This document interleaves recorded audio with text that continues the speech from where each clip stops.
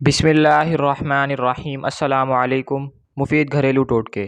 آنکھوں کے گرد سیاہ حلقے دور کرنے کے لیے ایک بڑا چمچہ چنبیلی کے تیل کا اور اس میں آدھا لیموں کا رس ملا کر لگا لیں۔ دھوپ میں اگر رنگ کالا ہو جائے تو کھیرے کا رس تھوڑے سے دودھ میں ملا کر روئی سے ہاتھوں اور چہروں پر لگائیں۔ 15 منٹ کے بعد صابن سے ہاتھ منہ دھو لیں۔ ہاتھوں اور چہرے کی پھٹی جلد کے لیے 1 گلاس عرق گلاب میں 2 بڑے چمچے گلیسرین اور 1 لیموں کا رس نچوڑ دیں۔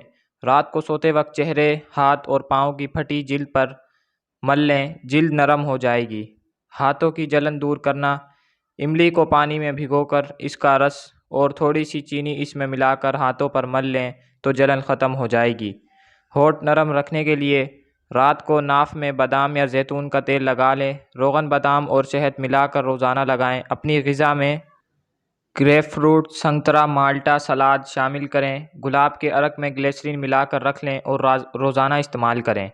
کٹے اور کھردرے ہونٹوں پر لپسٹک لگانا: ایسے ہونٹ جو کٹے اور کھردرے ہوں ان پر لپسٹک لگانے سے 1 گھنٹہ پہلے ویزلین لگا کر اس کے بعد کسی تولیے کی مدد سے صاف کر کے نم کیے ہوئے ہونٹوں پر لپسٹک لگا لیں۔